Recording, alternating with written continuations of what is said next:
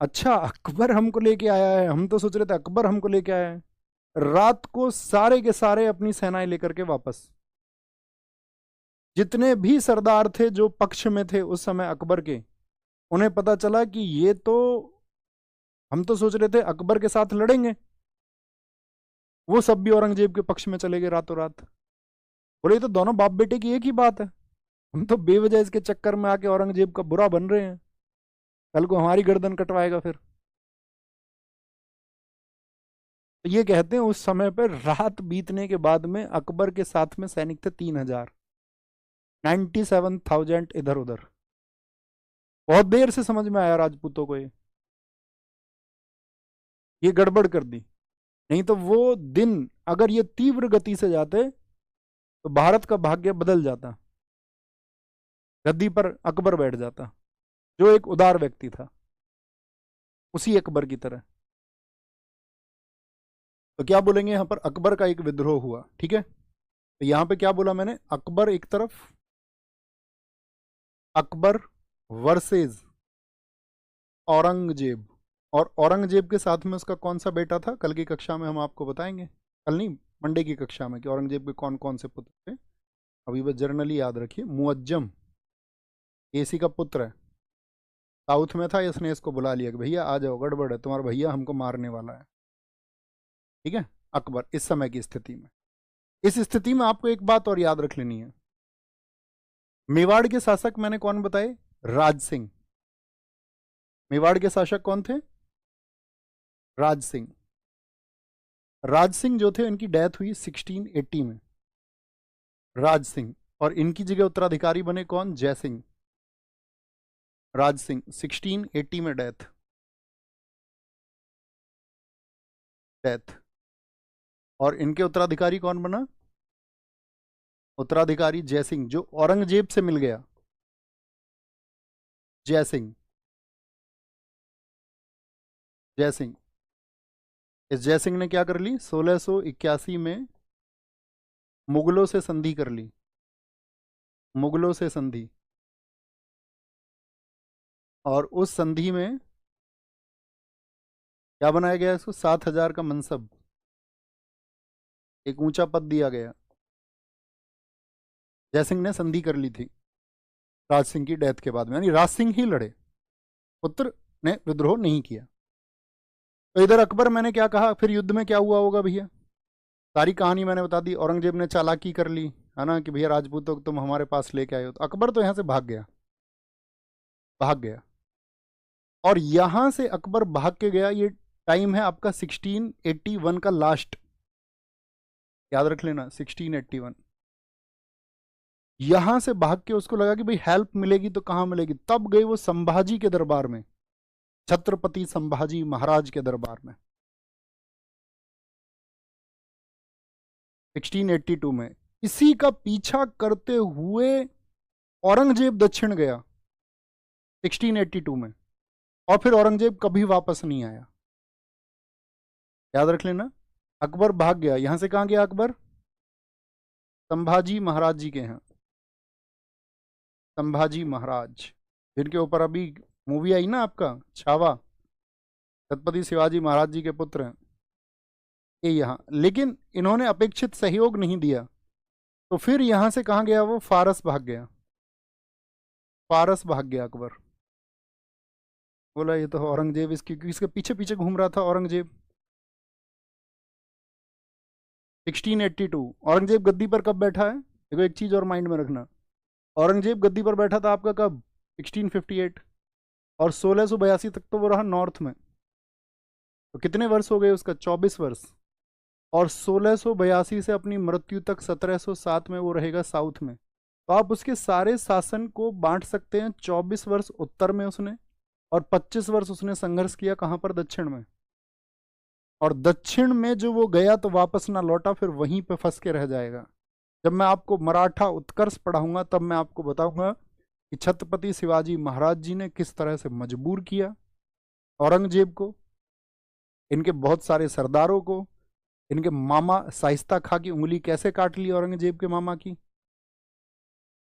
क्यों कहता मामा तू बिल्कुल बेकार है, किसी काम का नहीं है, उनके पुत्र जब 1680 में छत्रपति शिवाजी महाराज जी की डेथ के बाद में उत्तराधिकारी हुए, कैसे उन्होंने संघर्ष जारी रखा 9 वर्षों तक, 1689 तक। उनके बाद में उनके जो सौतेले भाई थे राजा राम, उन्होंने कैसे संघर्ष जारी रखा। ताराबाई ने किस तरह संघर्ष जारी रखा। शिवाजी द्वितीय को जब गद्दी पे बिठाया गया तो संघर्ष कैसे चला, अब आप पढ़ोगे। और मराठा उत्कर्ष होता ही गया। बाजीराव प्रथम 1720 से 1740, hidden hero of Indian history. एक मूवी बन गई बाजीराव, तो थोड़ा बहुत लोग जानते हैं, नहीं तो जो मराठा शासन का सबसे बड़ा क्षेत्र है वो बाजीराव प्रथम के समय पर 20 साल में। तो वो संघर्ष आप पढ़ोगे खुद। इसने कहते हैं कि इतना हताश हुआ कि इसने अपने सारे संसाधन खो दिए, और इसकी जिद जो 25 वर्ष की है वो पूरे मुगल एम्पायर को, पूरे मुगल साम्राज्य को ले डूबी। कोई रोने तक को भी नहीं बचा औरंगजेब के अंतिम दिनों में। तो क्या बोलेंगे यहां पर, तो उसका पुत्र अकबर के पीछे वो गया। लिख लो इस बात को, अपनी कॉपी में लिखो। अकबर के पीछे 1682 में वह दक्षिण गया, दक्षिण। ठीक है। अब मैंने यहां पर एक बात बताई थी, मैंने कहा था पहले उसको समझे, अब आप समझ गए होगे। औरंगजेब का विद्रोही कौन है, उसी का पुत्र अकबर। अकबर को सपोर्ट कौन कर रहे थे 1680 में, किसने बोला था, एक तो मेवाड़ के शासक राज सिंह, तो उन्होंने कहा था तुम अपने पिता के विरुद्ध विद्रोह कर दो, अत्याचारी आदमी है। उधर से दुर्गादास राठौड़, वो कमांड संभाल रहे क्योंकि अजीत सिंह अभी बच्चे हैं। उसी टाइम पे डेथ होगी तो थोड़ा प्रोसेस डिले हो गया, राज सिंह जी की डेथ हो गई, तो जो घोषणा वो नवंबर में करने वाला था, वो घोषणा अकबर ने खुद को बोल के कि मैं मुगल सुल्तान हूं, मैं मुगल बादशाह हूं, 2 महीने लेट की। फिर मैंने आपको बताया उसके फेलियर के क्या कारण रहे। तो यहां पर आप देखोगे कि मेवाड़ ने तो संधि कर ली 1681 में, मारवाड़ का क्या हुआ, तो मारवाड़ ने संधि नहीं की। क्या बोलेंगे, मारवाड़ ने संधि की, आप कहेंगे नहीं, यस और नो, आप कहेंगे नहीं। तो यहां पर जो मारवाड़ संघर्ष है उसको 3 कैटेगरी में बांटा जाता है। मारवाड़ संघर्ष को 3 तरह से बांटते हैं उसको, 3। एक तो 1681 से 87, यहां इस समय पर दुर्गादास कहां पर थे, साउथ में। इसको लेके गए थे साउथ में कि भैया संभाजी महाराज जो है वो मदद करेंगे इसकी, अकबर की, और वापस उसको गद्दी दिलाएंगे औरंगजेब के विरुद्ध। लेकिन वो अपेक्षित सहयोग नहीं मिला, क्योंकि उनको विश्वास नहीं था इनके ऊपर बिल्कुल भी, मुगलों के ऊपर, कि उन्हीं की संतानें हैं, उन्हीं के वंशज हैं, कल को धोखा देंगे। दुर्गादास साउथ में, और जब वो साउथ में थे तो मारवाड़ में कमांडिंग कौन संभाल रहा था, खुद जनता, बिना किसी नेतृत्व के मारवाड़ लड़ा है मुगलों से 6 वर्ष। 1687 से दूसरा पीरियड है 1701 तक का, 1701। इसमें क्या हो गया, अजीत सिंह नेतृत्व कर रहे थे, क्योंकि अब ये जवान हो चुके थे। अजीत सिंह नेतृत्व करते रहे इसी का, और इसी का नतीजा ये निकला कि 1701 से लेकर के 1707, जब तक औरंगजेब की मौत नहीं हुई तब तक इन्होंने क्या कर लिया, आपका मारवाड़ को स्वतंत्र करा लिया उसके अंतिम दिनों में। मारवाड़ को इन्होंने स्वतंत्र करा लिया। दुर्गादास जी मैंने कहा था किस अभियान से आए थे, अफगानिस्तान के अभियान से। अफगानिस्तान में किसकी पोस्टिंग थी, जसवंत सिंह जी की, उन्हीं के तो सेनापति हैं। तो इनके साथ में बहुत सारे ऐसे भी थे जो मुगलों के वंशज थे, या अकबर को इन्होंने शरण दी, तो अकबर के जो बच्चे बच्चे हैं वो सब इन्हीं ने शरण दी। जब अकबर भाग गया था फारस, तो इन्होंने संभाला मुगलों के उन बच्चों को, फिर उन्होंने उन बच्चों को सरेंडर करा दिया, यानी उन बच्चों को दरबार में भेज दिया, इस शर्त पर कि भाई इन बच्चों का ख्याल रखा जाए। तो कहते हैं उस समय औरंगजेब के मन में एक सम्मान पैदा हुआ दुर्गादास जी के लिए, और फिर उसने कहते हैं कि भाई उस तरह से अभियान भी नहीं की। ठीक है, तो मारवाड़ संघर्ष याद रखेंगे। अब आते हैं आगे, ये मैंने आपको बता दी औरंगजेब। नेक्स्ट, बाकी विजय कौन कौन सी थी वो लिखो। एक है 1661 में ही उन्होंने, मतलब 1661 से 63 हुआ, 1661 से 63 तक उन्होंने चलाया आपका असम अभियान। औरंगजेब की सेनाएं गई और औरंगजेब ने इस सेना में भेजा किसको? नेतृत्व दिया था इसमें मीर जुमला को। अब बताओ मीर जुमला कहाँ से आपको पढ़ा हुआ था? मीर जुमला कौन था? मैं लिखूं इसका पेशा, लिखिए मीर जुमला का पेशा क्या है? असम अभियान। और इसी अभियान को 1670 में असम विजय हुई, लेकिन असम विजय के समय पर मीर जुमला मौजूद नहीं था। असम विजय, Assam victory in 1670, Assam victory in 1670 में। क्योंकि देखो मीर जुमला की तो डेथ हो गई 1663 में, लेकिन वहां के जैसे कि बंगाल से ये गया, बंगाल से कुछ क्षेत्र जो था उसको भी जीता इसने। असम के कामरूप को छोड़ करके, कामरूप पर ये असम का पुराना नाम कामरूप भी है, तो कामरूप को तो ये कंट्रोल नहीं कर पाए। बाकी असम के हिस्सों को इसने बहुत मजबूत बना लिया। याद रख लेना मीर जुमला 1663 में डेथ हो गई थी, तो फिर 1670 में अभियान किसने किया? तो याद रख लेना मीर जुमला की जगह था शाइस्ता खां। मीर जुमला की जगह शाइस्ता खां, औरंगजेब का मामा है ये। रात को सोएगा सपने में तो भी छत्रपति शिवाजी महाराज इसको दिखेंगे। बोला दक्षिण नहीं जाऊंगा, कहीं भी भेज दो, मार दो, पीट दो। क्योंकि ये अपने किले में ये गया था छत्रपति शिवाजी महाराज जी के खिलाफ अभियान में। रात को सोया हुआ था टेंट में, सोच रहा था सुबह को ऐसे ऐसे करके हराएंगे मराठों को। आंख खुली, छत्रपति शिवाजी महाराज सामने खड़े थे। इसके ऊपर तलवार चला दी उन्होंने, इसका कान कट गया, इसकी उंगलियां कट गई।